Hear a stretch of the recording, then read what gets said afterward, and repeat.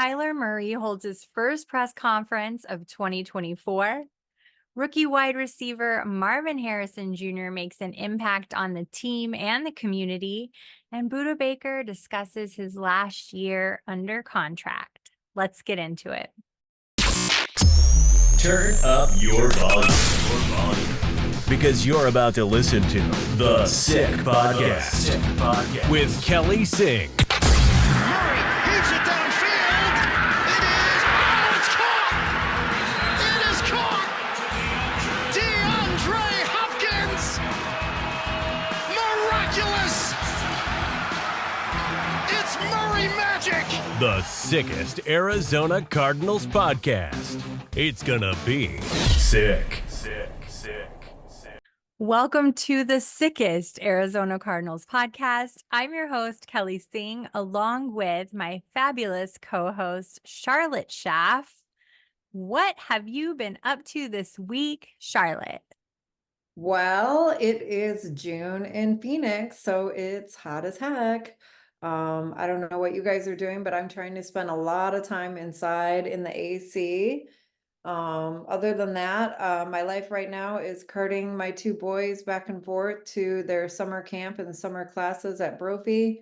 They're playing football early in the morning and then they've got track practice at night. So it is a typical June in summer with kids. They're still outside and doing stuff.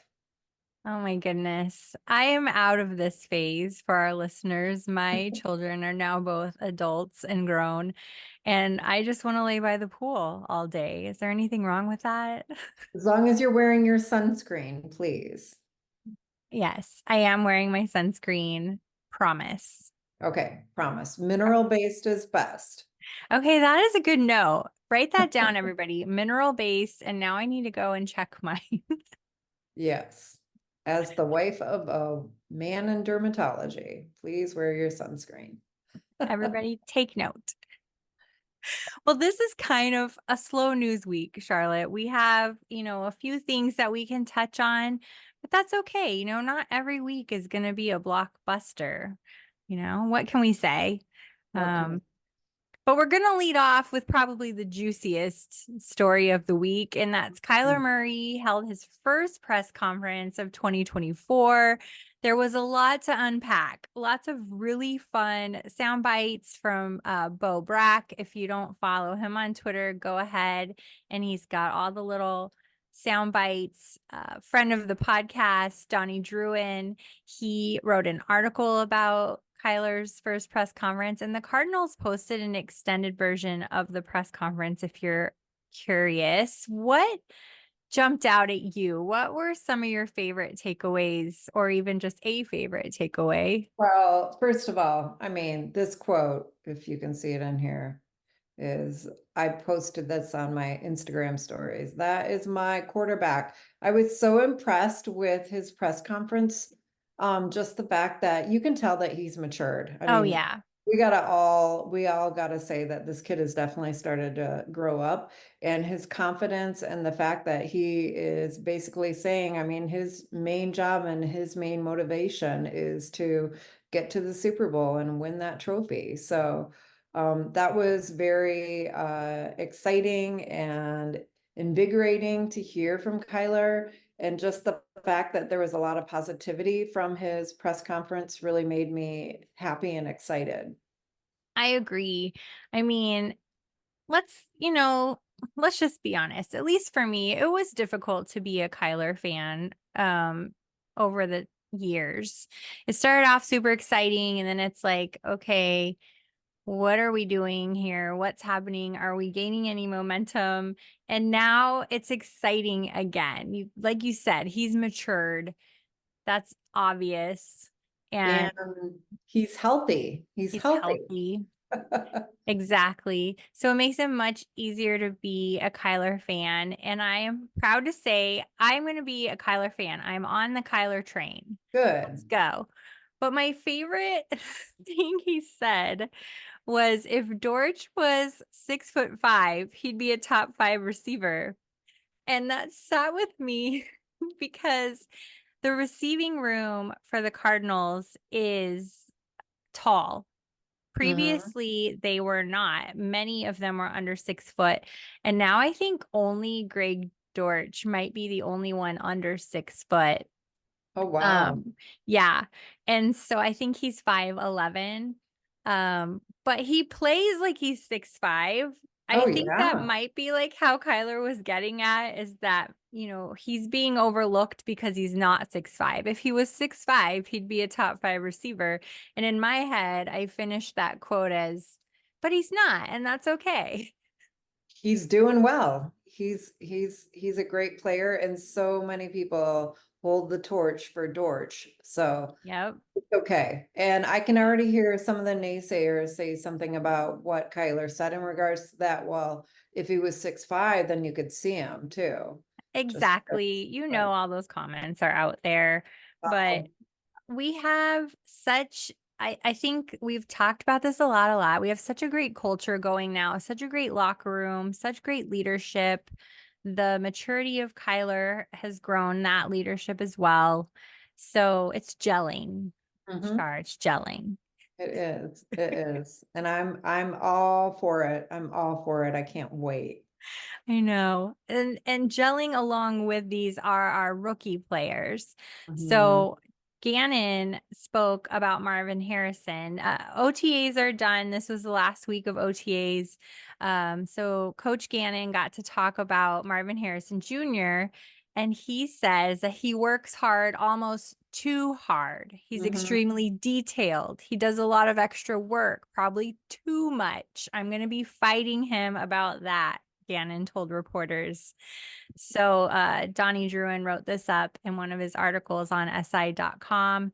And yeah, what are you seeing out of Marvin Harrison Jr. on the news or in these articles? What is standing out for you?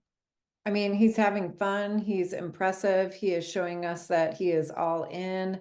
The fact that he's so committed that he is maybe doing too much. I mean, that bears very well with me just because, when it came to the, what do you call it, where they all try out before they get drafted?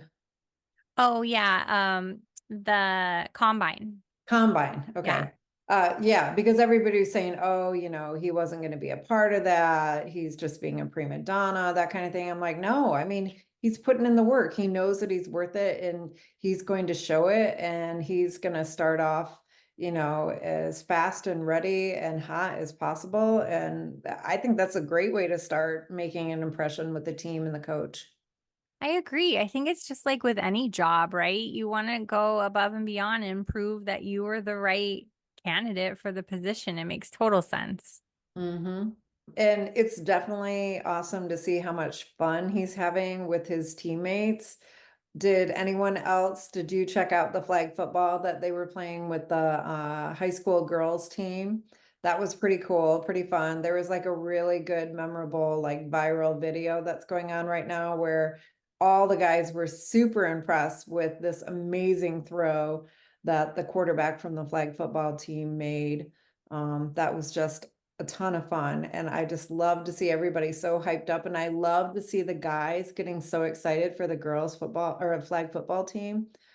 Shout out, they are from Gilbert also, because that wasn't mentioned a lot. A lot of Oh, people yeah. said a girls flag football team. And I'm like, let's give some praise. Let's give some props to these girls. So good for them. Yeah, I did catch that. Funny enough, I happened to see a tweet about it saying something like Saturday was lit or something like that. And it was that clip that you were talking about. So then I did some digging and some scrolling, and there's a whole write up about it, a whole video about it, who participated. So Marvin Harrison Jr., again, he was there making an impact on the community. We had McBride was there. I think Melton was there. Mhm. And it's just basically a camp where they're getting skills. And these girls are playing competitively. As you mentioned, this happened to be from Gilbert. And they're going to go on now where they're going to play college flag football. I love it. Oh my It's gosh. amazing. And then they can go on and play on an international level for Olympic flag football. And there's professional women's flag football. So seeing this evolution, it actually started at the top on the world scale with the Olympics announcing, Oh, and then professional women's flag football. I saw a display at the Hall of Fame last year for the first time about it. And then now colleges started developing their programs, and high schools had to catch up at that point. They're like, yeah. great, so how do we get our students in? Oh, that's pretty cool. I love that. Yeah, and this I is love how. it. Yeah, this is absolutely how. I mean, what a great way to amplify what they're doing in the girls' flag football world. So I'm excited that Me that happened. too. Yeah, it just like kind of warms your heart a little bit. Oh, totally. And they were all like, obviously just psyched that this was such an amazing, experience. And they're having so much fun with the girls and taking photos with them and everything. I just thought it was wonderful. Me too. Love it. Love it.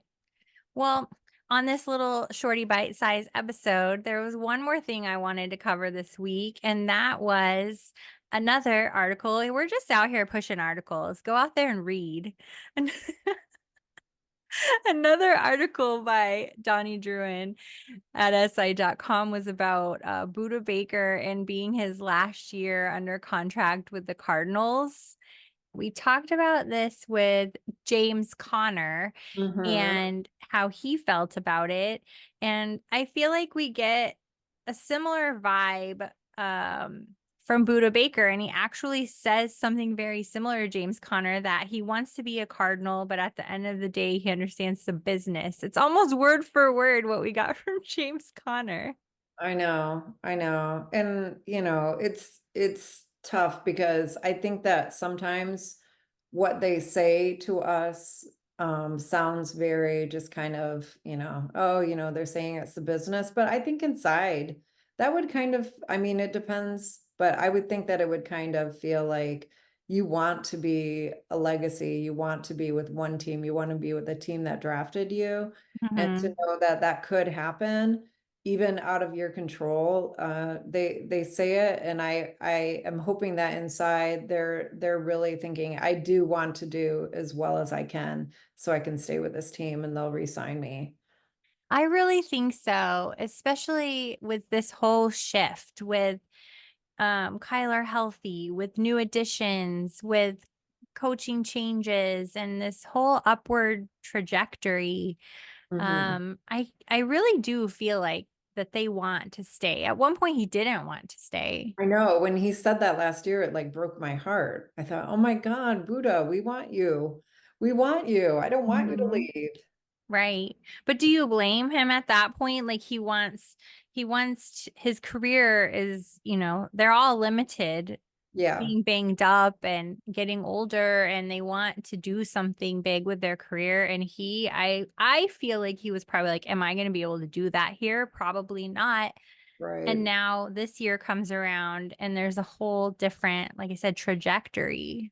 I mean, it feels like it still is a new mindset in general. So hopefully that means that these guys are going to be around next year and signed. And um, it, let's see if we make it to the playoffs. I hope that we do. Me too.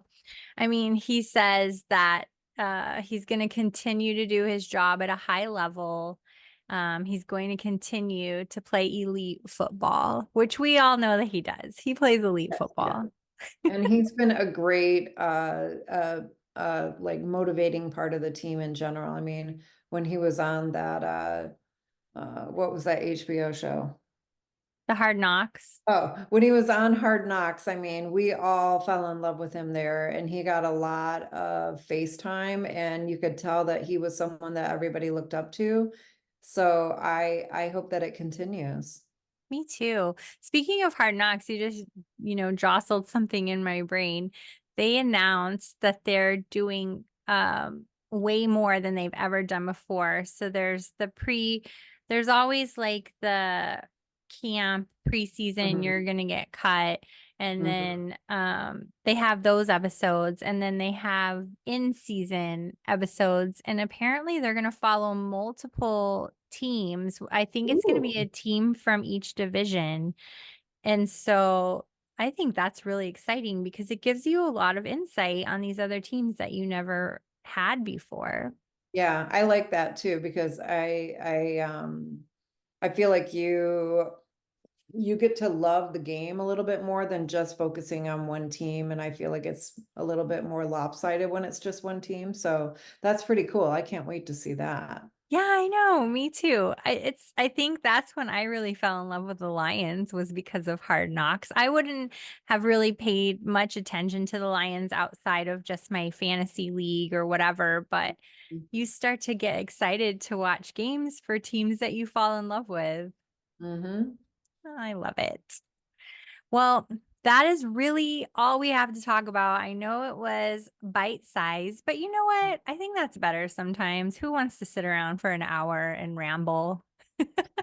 And talk about the stuff that, I mean, it's the middle of the summer. It is the middle of the So, summer. But despite that, you can follow us on the app formerly known as Twitter. I'm Kelly in Phoenix. She's Shar Shaff, and the show is Sick Pod Kelly. What else can you do? You can support other Phoenix content creators. There's a bunch of them out there that we give kudos to each week. You can go check out Joanna Cards Fan. You can go check out Bo Brack and Donnie Druin. There are so many more, but I want to make sure we give credit where credit is due because I have seen that there's been a bit of plagiarism happening in the space, and I don't want that to be us. That is never us. yeah.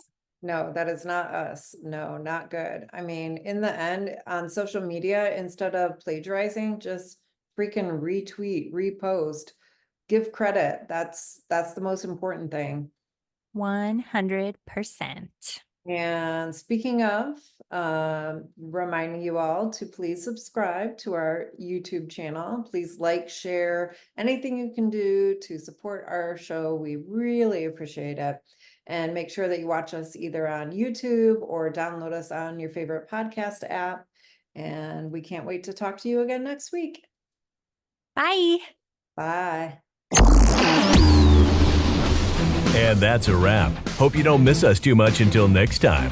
Follow the Sick Podcast with Kelly Singh on YouTube, Instagram, Facebook, Google Play, and Apple Podcasts.